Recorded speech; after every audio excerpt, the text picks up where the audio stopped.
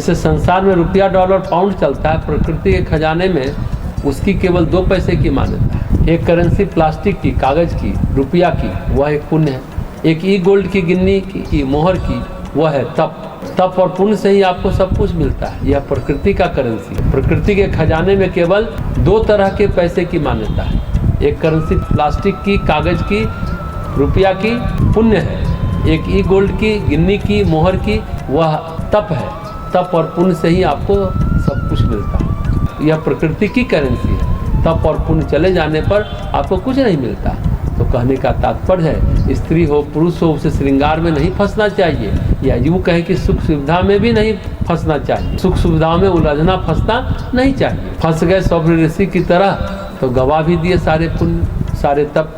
तो निष्कर्ष यह है, श्रृंगार का सम्मोहन आपके जीवन के समस्त पुण्य को छीण कर देता है, चूस लेता है। जैसे महाराज दशरथ अत्यंत पुण्यात्मा थे, ऐसे यशस्वी तेजस्वी नरेश पुण्यात्मा, जिनके घर में स्वयं नारायण ने राम बनकर जन्म लिया। सामान्य पुण्य से तो नहीं हुआ। महारानी कैकेयी के श्रृंगार में फंस गए और सब कुछ नष्ट कर डाला, यहाँ तक कि जीवन भी नष्ट कर डाला। एक और उदाहरण है, कामाख्या की रानी जो मत्स्येंद्र नाथ के साथ भोग विलास में थी, उससे सिर्फ मत्स्येंद्र नाथ का पुण्य ही नहीं गया, रानी ललिता का भी पुण्य गया।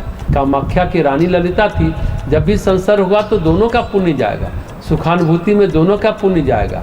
मत्स्येंद्र नाथ हो या जालंधर नाथ, दोनों महिलाओं के कारण योग भ्रष्ट हुए, लेकिन वहीं पर गोरखनाथ है, वह भ्रष्ट नहीं हुए, वह योग भ्रष्ट नहीं हुए, तप ही करते रह गए।